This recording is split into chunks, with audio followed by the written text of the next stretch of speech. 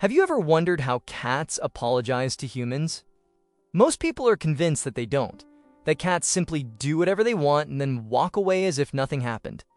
But the truth is much deeper. Cats really do apologize. They just don't do it the way humans do. They cannot walk up to you and say, "I'm sorry." They cannot explain themselves with words. They don't hug you, they don't send messages, and they don't try to talk things through.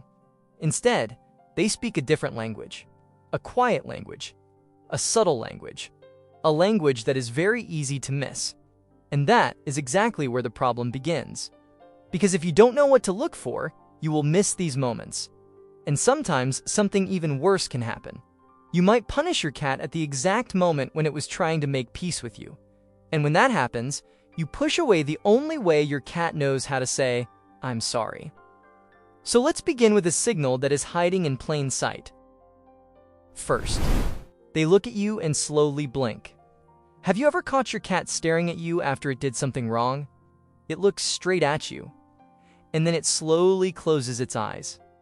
From the outside, this moment looks tiny, almost meaningless, but there is much more happening beneath the surface.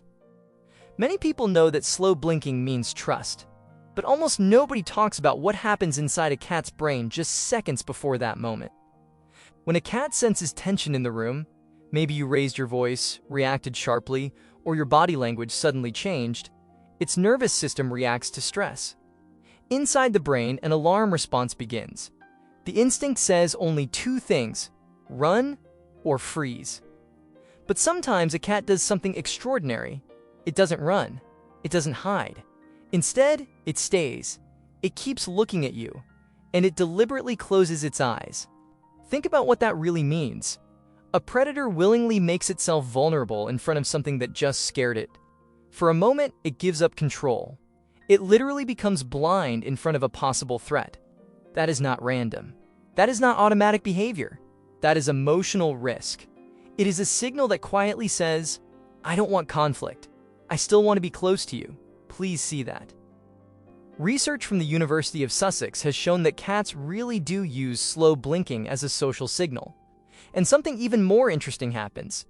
When humans blink back at their cats in the same slow way, the cat's stress levels drop. Your response literally changes the chemistry inside their bodies. When you blink back, their tension decreases. But when you ignore that moment or stay angry, the cat's brain records it as a failed attempt to reconnect. And here is the painful part.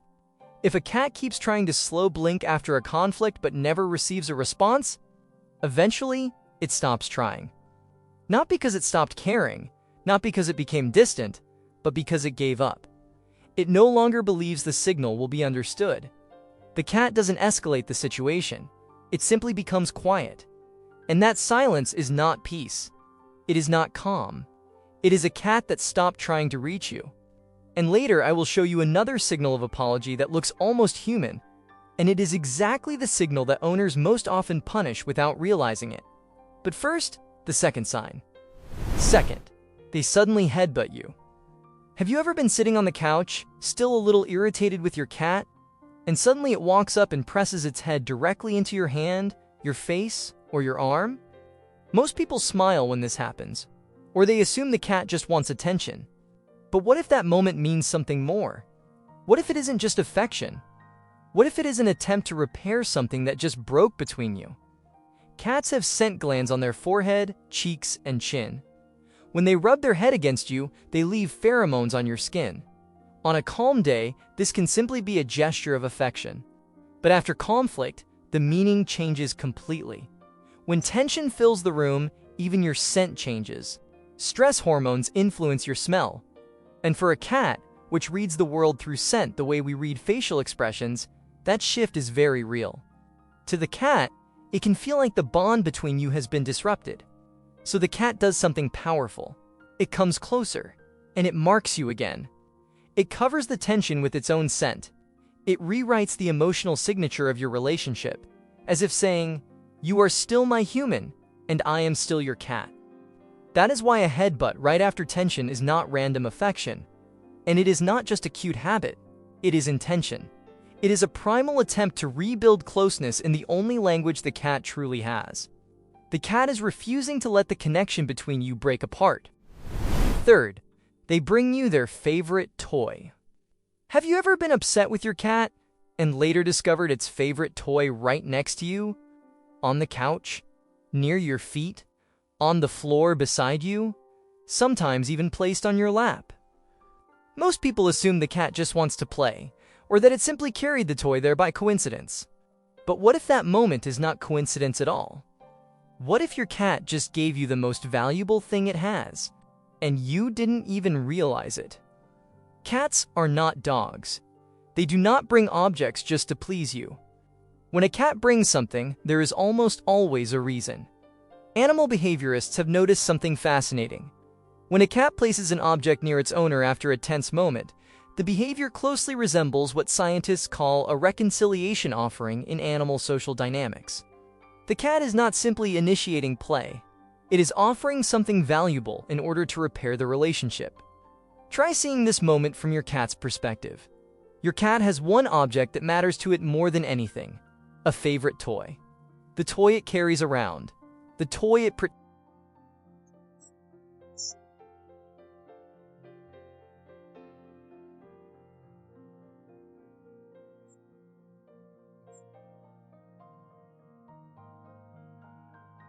That is a small sacrifice. It is the cat saying, "This matters to me. Take it. I want things between us to be okay again." Your cat is giving you something that brings it comfort, hoping it will bring comfort back into the space between you. So the next time you find your cat's favorite toy near you after tension, don't ignore it. Don't toss it aside. Pick it up. Look at your cat. Acknowledge that moment. Because for your cat, that gesture might have been one of the bravest apologies it could offer. Fourth, they start grooming you. Sometimes after tension, a cat suddenly jumps onto your lap and begins licking your fingers, your hand, your chin, or even your face.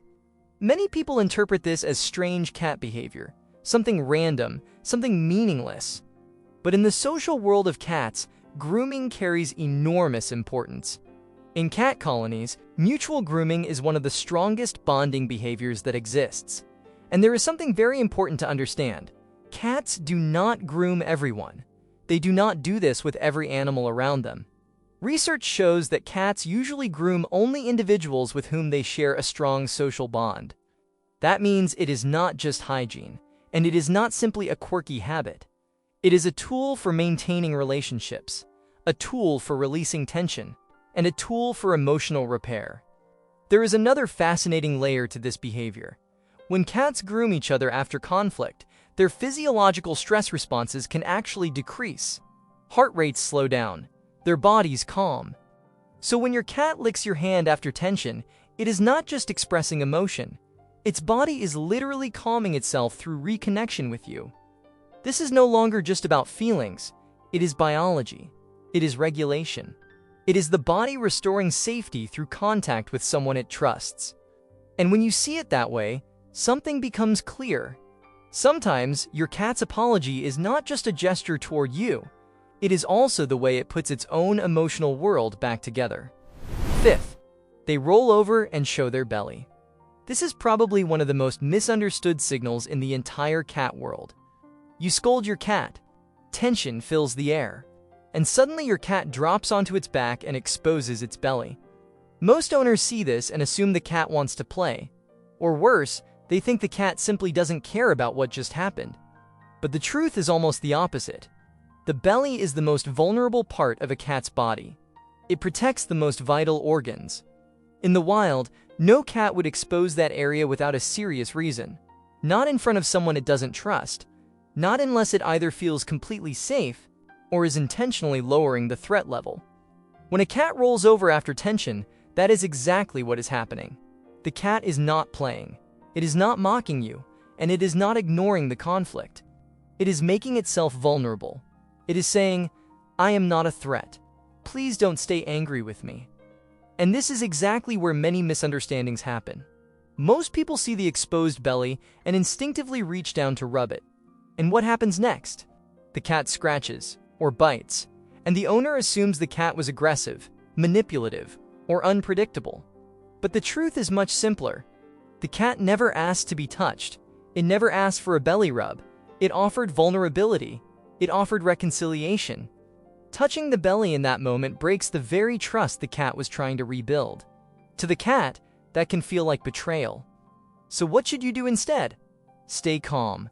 Lower your voice. Avoid sudden movements. Maybe slowly blink back. Let the cat know that you received the message, that you understood it, and that you don't need to grab the most vulnerable part of its body to prove affection. Sixth, they quietly follow you everywhere. Have you ever noticed that after tension, your cat suddenly starts appearing wherever you go? It doesn't meow, it doesn't rub against you, it doesn't ask for food. It simply sits in the same room, quietly, watching from a short distance. Many people never even register this, but it can be one of the strongest apology signals a cat has. And it is also the signal that looks almost human.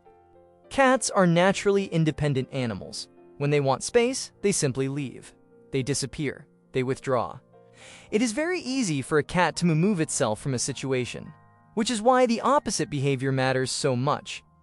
When a cat silently follows you from the kitchen to the bedroom, from the bedroom to the bathroom, from one room to the next, that is not clinginess, and it is not coincidence. It is a conscious decision to stay near you, even during emotional discomfort. Researchers call this behavior proximity maintenance. The same strategy appears in primates after conflict. Instead of vocalizing or forcing contact, they simply reduce distance and wait. It is almost as if they are saying, "I won't push you, but I won't leave either. I will stay here until things feel normal again." And if you think about it, humans do something very similar. After an argument with someone we love, we don't always talk immediately. Sometimes we simply remain in the same room. We make coffee, we sit nearby, we exist together quietly. No dramatic gestures, no long speeches, just presence. And your cat is doing exactly the same thing. And perhaps this is the most touching part of the entire story. Because a creature that could easily walk away, hide, disappear, and feel perfectly fine alone, chooses something else. It chooses to stay close to you, quietly, carefully, without demands, without pressure, just being there, until the warmth between you returns. And that choice alone tells you everything you need to know. Your cat is not simply tolerating you, not simply living beside you, not simply getting used to you. You matter to your cat, far more than you may have ever realized.